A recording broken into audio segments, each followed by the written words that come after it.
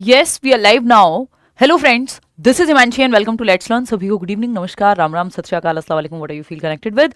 Start करेंगे आज का सेशन। गुड न्यूज़ है कि यूपी टेट का नोटिफिकेशन 5 साल बाद आ गया है वापस से। एक डिटेल्ड नोटिफिकेशन है, एक डिटेल्ड जिसको हम कहेंगे इन्फॉर्मेशन बुकलेट है, जिसमें क्या सिलेबस, एलिजिबिलिटी क्राइटेरिया, एज, सारी बातें जो है की गई हैं। कितने नंबर किसके लिए, कौन लोग हैं जो पेपर 1 के लिए एलिजिबल हैं, कौन से हैं जो पेपर 2 के लिए एलिजिबल हैं, दोनों हैं कि नहीं है, सेकेंड ईयर में होना चाहिए कि फर्स्ट ईयर में होना चाहिए व्यक्ति को। बहुत सारे लोग हैं जो यूपीटेट का इंतजार कर रहे थे, वो लोग जिनका शायद सीटेट नहीं हो पाया, वो भी, जिनको अपनी नौकरी बचानी है, उत्तर प्रदेश में ऑलरेडी टीचर हैं उन लोग को भी भरना है, जो ऑलरेडी वहाँ पे बीएड डीएलएड करके बैठे हुए हैं उनको फॉर्म भरना है ना। तो बहुत सारी बातें, जितनी भी ज़रूरी बातें हैं, जैसे कुछ चीज़ें हैं, जैसे ईडब्ल्यूएस की बात, आपके ईडब्ल्यूएस में का जो कैटेगरी का लाभ है वो सी टेट में देखने को नहीं मिलता, उसमें कहीं लिखा भी नहीं हुआ। यूपी टेट में उन्होंने लिखा हुआ है कि ईडब्ल्यूएस वाले भी 82 नंबर पर क्लियर कर सकते हैं, और बाकी कैटेगरीज का तो होता ही है कि 55% मार्क्स 150 में से। पेपर आपका ऑफलाइन है, ओएमआर बेस्ड पेपर होना है। ऑनलाइन फॉर्म भरे जाएंगे, फॉर्म ऑफलाइन नहीं भरे जाएंगे, ये बात एकदम क्लियर है। पेपर ऑफलाइन ही होना है, बाइलिंगुअल होगा। इन्होंने कहा है 2, 3 और 4 जुलाई को एग्जाम होगा, यानी 3 दिन होगा या मल्टीपल शिफ्ट में होगा, तो नॉर्मलाइजेशन भी लागू होगा, जो कि सीटेट में भी प्रीवियसली कहा गया था जब महीने भर एग्जाम चलता था ऑनलाइन में, बट नॉर्मलाइजेशन कभी लागू हुआ नहीं, तो उसकी संभावना बहुत कम है। और अगर वो है भी तो वो मेरे और आपके हाथ की बात नहीं है, हमें तो पेपर की तैयारी करनी है, आपको पेपर दे करके आना है। सारी ज़रूरी बातें करेंगे यूपीटेट के बारे में। एक अच्छी बात है कि यूपीटेट फाइनली आ गया है, 5 साल बाद आया है, ये दुखद है। सुपर डेट कब आएगा अभी पता नहीं है, लेकिन देखो इसके बाद जो भी वैकेंसी आएगी उसमें आप फिर बैठ पाएंगे। चलिए खैर समझते हैं कहानी क्या है। ये आपको पता ही है, उत्तर प्रदेश शिक्षा सेवा चयन आयोग जो यूपीईएसएससी है ना, एजुकेशन का जो स्टाफ सिलेक्शन बोर्ड उन्होंने बनाया है, कमीशन बनाया है, उस पर हम एक एक करके चर्चा करने वाले हैं। ठीक है, 2023 में ये स्थापित हुआ, ये सब हमें पता ही है कि हम इंतजार ही कर रहे हैं कि ये कुछ काम कर ले। तो अब फाइनली जो है कुछ कुछ चीज़ें हैं। देखिए इसमें सारी इंपॉर्टेंट डेट्स हैं, सारी बातें कही गई हैं कि आपका जो ऑनलाइन आवेदन है यूपी टेट को लेकर के, ये UPESSC.gov.in की जो वेबसाइट है आयोग की, उस पर पहले जाकर के OTR करना है, यानी वन टाइम रजिस्ट्रेशन। ये अब नया शुरू हो ही गया है कई एग्जाम्स में। तो आपका जैसे आवेदन शुरू है 27 मार्च से 26 अप्रैल तक आप यूपी टेट का फॉर्म भर पाएंगे। उससे पहले यानी हो सकता है अगले 2-4 दिन में OTR यानी वन टाइम रजिस्ट्रेशन शुरू हो जाए, जिसमें आपकी सारी डिटेल्स फिल होती हैं और आपके पास एक वन टाइम रजिस्ट्रेशन का एक नंबर होता है, फिर आप फाइनल फॉर्म भरते हैं। गलती नहीं करनी है, क्योंकि कुछ चीज़ों पे इन्होंने क्लियर कहा गया है इस डॉक्यूमेंट में कि अगर आप फोटो में गलती कर रहे हैं, अपनी कैटेगरी में गलती कर रहे हैं, अपने नाम में, या कुछ और 1-2 चीज़ें हैं जो गलतियां हो रही हैं, तो बाद में उनको करेक्ट नहीं किया जाएगा।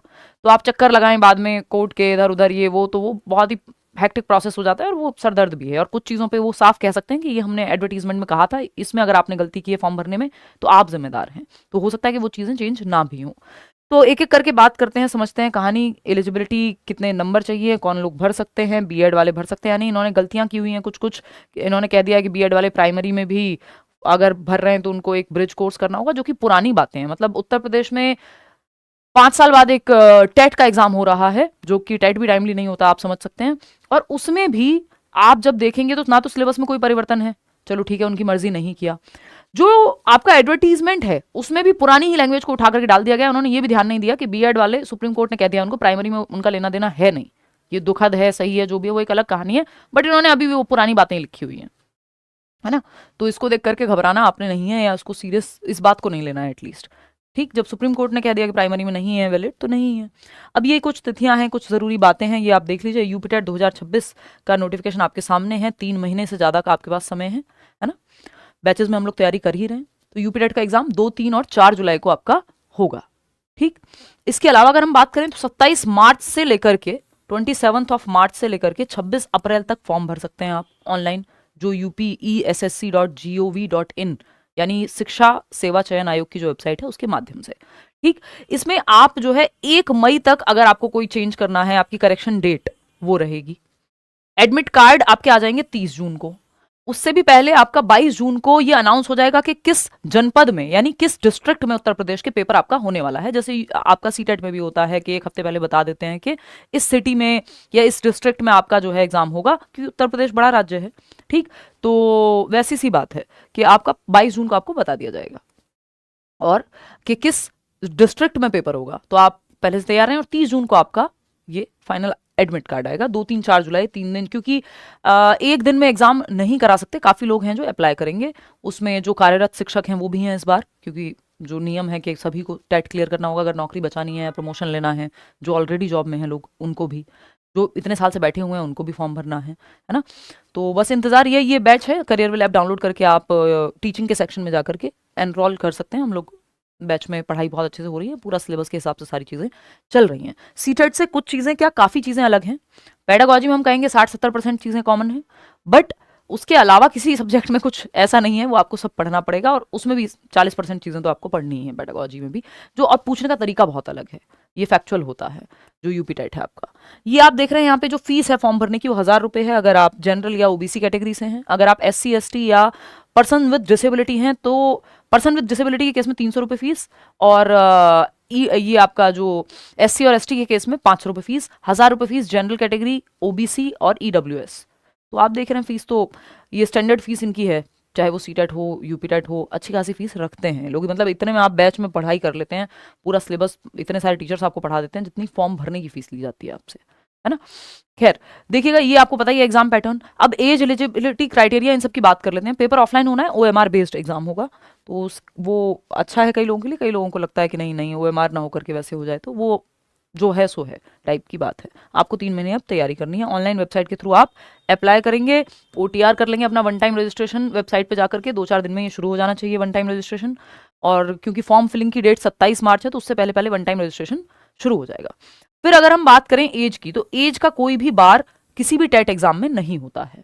यानी आप 17 साल के हैं या 18 साल के हैं, 18 साल तो आप कम से कम, हालांकि कम और ज्यादा का उन्होंने कुछ लिखा नहीं हुआ, बट मैं मान के चल रही हूँ कि आप कितनी भी उम्र है आपकी, आप 18 से लेकर 88 तक UP TET, TET, C TET सारे एग्जाम दे सकते हैं। टेट एग्जाम में डेट का कुछ भी होता नहीं है। ये मत कहिएगा 88 साल में देकर के क्या करेंगे, वो एक अलग कहानी है। बट मुद्दा ये है कि उम्र का कोई ऐसी एज का कोई क्राइटेरिया नहीं है। हालांकि आगे आप जॉब में जाएंगे तो वहां ऑफकोर्स आपको क्राइटेरिया मिलेगा।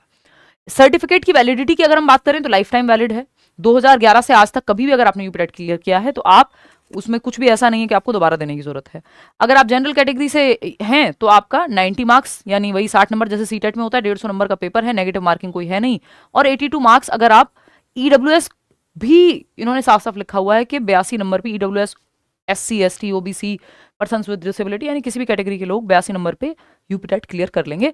अच्छा, किसी भी कैटेगरी का लाभ आपको तभी मिलेगा जब आप उत्तर प्रदेश के स्थायी निवासी हैं, यानी जिसको हम कहते हैं कि डोमिसाइल आपका अगर यूपी का है।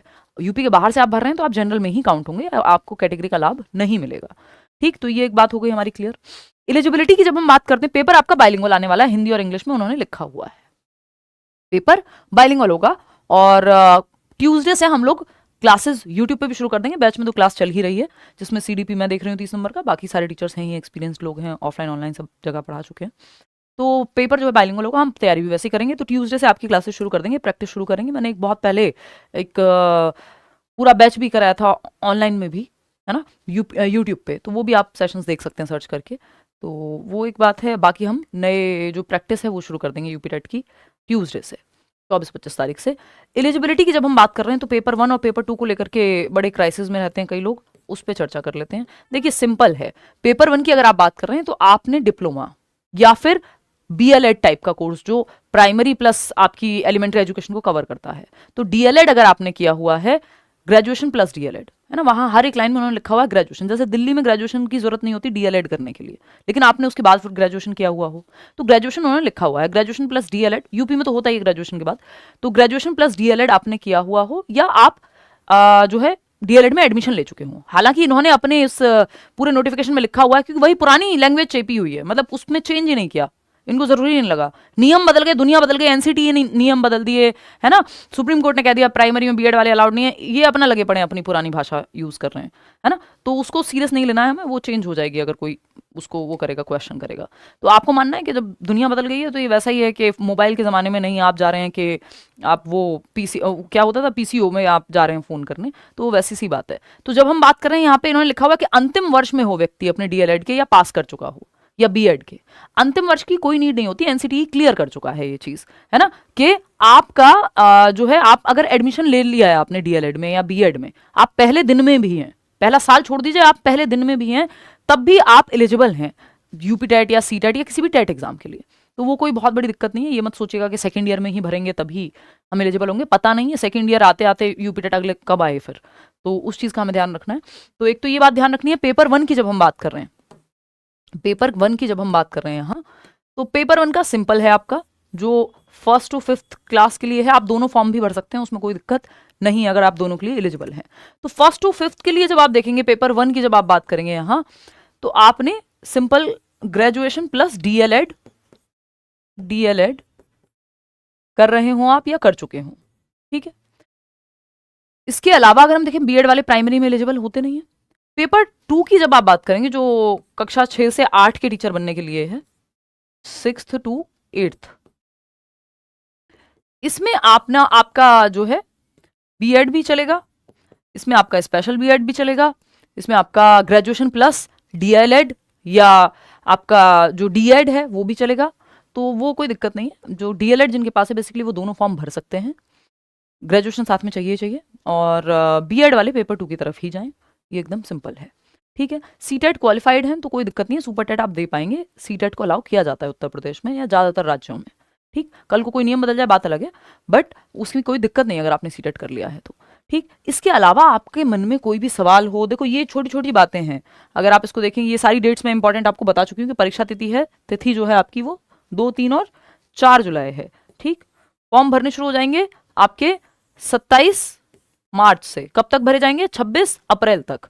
जो आपकी चेंजेस की अगर हम बात करें, करेक्शन विंडो है 1 मई तक, ठीक। डिस्ट्रिक्ट पता चल जाएगी 22 जून को, एडमिट कार्ड फाइनल आ जाएगा 30 जून को, पेपर 2, 3, 4 जुलाई, ठीक।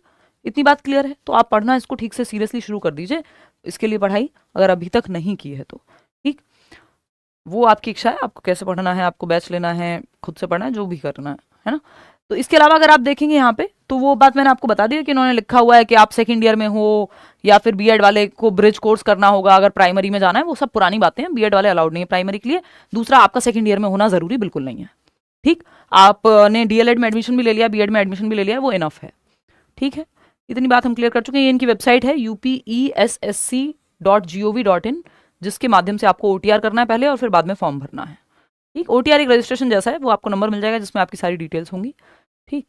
चलिए खैर, ये हम बात कर चुके हैं फीस वीस की, और ये भी चर्चा हमारी हो गई है। एक छोटी सी बात है जो कहीं पे लिखी हुई थी, हालांकि मैं वो भी आपको बता ही चुकी हूँ कि ईडब्ल्यूएस की भी जब हम बात करें, जैसे ईडब्ल्यूएस के लिए कुछ अलग से नहीं होता यहाँ पे अगर आप सीटेट देखते हैं, लेकिन यहाँ पे इन्होंने देखो लिखा हुआ है कि ईडब्ल्यूएस वालों के लिए भी आपका वही 82 नंबर इनफ होंगे। खैर, ये आपका एग्जाम पैटर्न है जो आप देख सकते हैं। एग्जाम पैटर्न में आपको पता है कि पेपर 1 में 5 सब्जेक्ट हैं और पेपर 2 में आपके 4 सब्जेक्ट हैं, ठीक। ये है पेपर 1, जैसे आप सीटेट में देखते हैं वैसे ही है, लेकिन सिलेबस अलग है। ये मत सोचिएगा कि बिल्कुल सेम है सीटेट का और इनका सिलेबस, नहीं, चीज़ें कॉमन है, सेम नहीं है। काफ़ी चीज़ें हैं जो आपको अलग तरीके से पढ़नी ही होंगी, जैसे बाल विकास एवं शिक्षण विधि यानी चाइल्ड डेवलपमेंट और टीचिंग मेथोडोलॉजी, जिसको आप सीडीपी कहते हैं, 30 नंबर का अनिवार्य है, कंपलसरी है। पेपर 1 में भी पेपर 2 में भी सिलेबस एकदम सेम है। लैंग्वेज की जब आप बात करें, हिंदी अनिवार्य है, क्योंकि उत्तर प्रदेश जो है वो हिंदी भाषी राज्य है, तो उत्तर प्रदेश में हिंदी जो है कंपलसरी है। ऐसा नहीं है सीटेट की तरह कि आपका मन किया तो आपने इंग्लिश ले ली और संस्कृत ले ली, है ना, या कोई भी 2 भाषाएं ले ली, जो आपको ऑप्शंस मिलते हैं 22 भाषाओं में से। जो सेकंड लैंग्वेज है वो अंग्रेजी, उर्दू या संस्कृत में से आप चूज कर सकते हैं, 30 नंबर की। नेगेटिव मार्किंग कोई है नहीं। गणित 30 नंबर का। इसमें पेडागोजी नहीं आती है उस लेवल पे जिस लेवल पे सीटेट में आती है। हर एक सब्जेक्ट में वहां आपको 15-15 नंबर की पेडागोजी निश्चित रूप से देखने को मिलती है। वहीं अगर आप यूपीटेट में देखेंगे तो यूपीटेट में सब्जेक्ट के अंदर पेडागोजी रेयरली आपको देखने को मिलती है ना। सीडीपी अलग से 30 नंबर का आता है, वो एक बात है। पर्यावरणीय अध्ययन ईवीएस 30 नंबर का, तो इसके लिए आप स्टेट की किताबें पढ़ेंगे, नहीं तो बैच में आप एनरोल हो जाएंगे, ठीक है। इतनी सी बात है। तो ये 5 सब्जेक्ट 30 नंबर का हर एक सब्जेक्ट है, 150 नंबर का पेपर है। 90 नंबर चाहिए जनरल के लिए अगर आपको पास करना है, और 82 नंबर चाहिए किसी भी कैटेगरी से अगर आप हैं, इंक्लूडिंग ईडब्ल्यूएस, ठीक। ये पेपर 2 है जिसमें 4 सब्जेक्ट हैं, उसमें 5 थे क्योंकि इसमें आपका 60 नंबर का विषय है। वो मैथ्स और ईवीएस को हटा करके जो वहां पे 2 सब्जेक्ट होते हैं, यहाँ पे आपका या तो एसएसटी होगा या फिर साइंस और मैथ्स होगा 60 नंबर में। तो वो भी आप अपने स्टेट की किताबों से प्रीवियस ईयर से पढ़ेंगे। बाकी ये 3 सब्जेक्ट कॉमन है, 90 नंबर दोनों ही लेवल में कॉमन होते हैं, चाहे वो हिंदी इंग्लिश हो, यानी दोनों लैंग्वेज, और सीडीपी तो कॉमन ही है, सिलेबस भी सेम ही है। बात सही है। बीकॉम वालों को क्या करना चाहिए, अब वो आप एसएसटी ले लो, आपके लिए इजी रहेगा, बाकी तो चूज कर सकते हो, ठीक। इसके अलावा अगर आपको लगता है कि कोई भी डाउट आपका बचा हुआ है, वैसे तो मैंने मैक्सिमम चीजें जो है आपकी कवर की हैं, तो आप कमेंट्स में बता सकते हैं। अभी यूपी टेट की क्लासेस आपकी यूपी टेट इस पे यूट्यूब पे 24 तारीख यानी ट्यूसडे से शुरू कर देंगे। बाकी बैच में आपकी क्लासेस शुरू हुई क्या हो क्या गई हैं, चल रही हैं बैच में तो क्लासेस आप एनरोल कर सकते हैं करियर ऐप डाउनलोड करके टीचिंग सेक्शन में जाके। ये इस पे अभी डिस्काउंट भी है बैच पे, अगर चल रहा होगा तो एक बार आप चेक कर लेना, ठीक है ना। कोई टेंशन लेने वाली बात नहीं है, ऐसा कोई हिंदी विंदी का डर लेने की जरूरत नहीं, बाइलिंगुअल आता है पेपर और इतनी बेसिक हिंदी आपको आती है और बैच में भी आप पढ़ लेंगे, ठीक है। बाकी हम क्वेश्चन जो है करना शुरू कर देंगे यूट्यूब पे ट्यूसडे से, ठीक है। चलिए फिर, take care, bye bye, all the best. कोई और बात हो आपके मन में तो आप कमेंट्स में पूछ लीजिएगा, ठीक है। बिना टीचिंग ट्रेनिंग के आप ये एग्जाम्स नहीं दे सकते हैं, क्योंकि आपको डीएलएड बीएड जिस जिस लेवल पे आप जा रहे हैं वो करना होगा। ऐसा नहीं है कि सिर्फ ग्रेजुएशन करके आप ये पेपर दे दें या मास्टर करके पेपर दे दें। सीटेट या टेट बिना टीचिंग ट्रेनिंग के, टीटीसी के, टीचिंग ट्रेनिंग कोर्स के कोई भी नहीं दे सकता है, देश का कोई भी टेट एग्जाम हो। चलिए, ये सेशन पसंद आया हो, इन्फॉर्मेशन पसंद आई हो तो लाइक शेयर सब्सक्राइब कर दीजिएगा, कमेंट्स में अपने विचार बता दीजिएगा। मिलते हैं, तैयारी करेंगे यूपी टेट की मस्त। मुश्किल से जो है मौका आया है इतने दिनों बाद, तो मेहनत आप करिए और इसको निकाल करके अगली सीढ़ी पे बढ़िए, है ना, क्योंकि नौकरी की गारंटी तो कुछ होती नहीं है यूपी टेट या टेट किसी भी टेट एग्जाम से। चलिए, take care, all the best, bye.